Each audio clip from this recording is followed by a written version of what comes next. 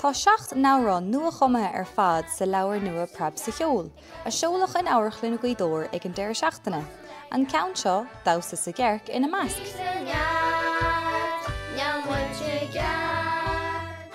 Smaile ma dáil si de gáil suas a síos na ógan tan leabhar agus agus tá tá deas an tá deas agus tá na bhain an tá deas agus seo smaile an seo dáil bhú abal a séadú seasa ciú.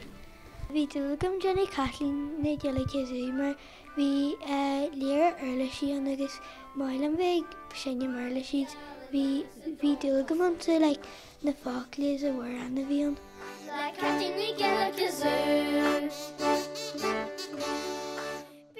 Preabann caireachtar na nárán a níos as lehannig an leabhar agus tú á léamh. A Éirinn teann Aragó. Wat a bhir jazz agus bhile mhile. Ba é an ceoltóir aitheanta Dimbric me go ríide a chum na hamhrán agus a chóraigh an leabhar, agus bé cuimhán ó scoilí a rinne na pictiúir.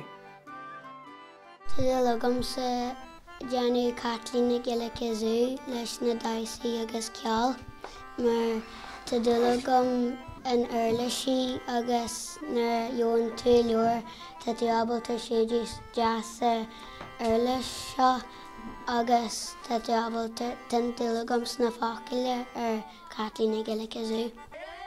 Bhil siam ggóin na leor na bhhaing a le go maiid agus bhí ámhaid go déanana na gcuairteartaí agus an Cheol agus rinneadh coppla cara uair. I déanana seo agus bhí ámhaid gom.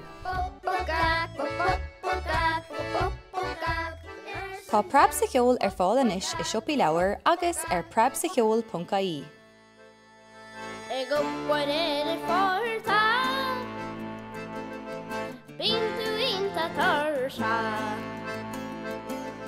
Ego